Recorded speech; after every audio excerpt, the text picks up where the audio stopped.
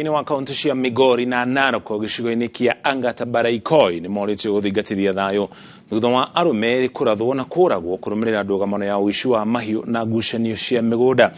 County Commissioner wa Narok Kipkech Lotiatia ni oritie muingi kugia na ukirĩrĩria rĩrĩ honge cia ũgitĩri irathi na mbere na gũtabania ũthuthuria mũrikĩru igũrũ rĩa gĩko gĩkĩ.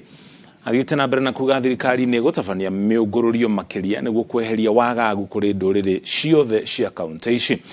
Ndũrĩrĩ cia Kuria na Kipsigis nacio nĩ ciũrĩtio gũtwaraga mahiũ marĩa maiyĩtwo kũrĩ wabici ya commissioner wa kaunti.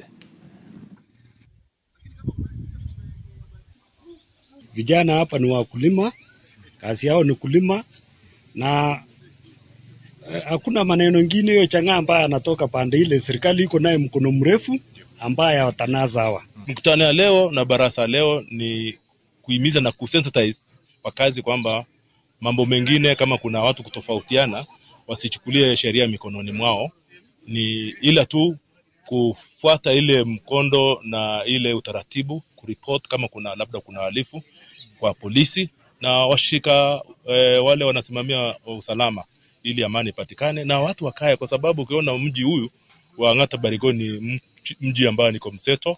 Kuna majamii ama kabila mbalimbali tuko nao hapo ambao wanaishi kwa amani na wamekuwa tangu jadi na wanaishi na hakuna tatizo yote. So ni kuhimiza tu na kukumbusha tena ile utofauti kidogo, labda kuna mambo ya ardhi ambao labda wanazozania.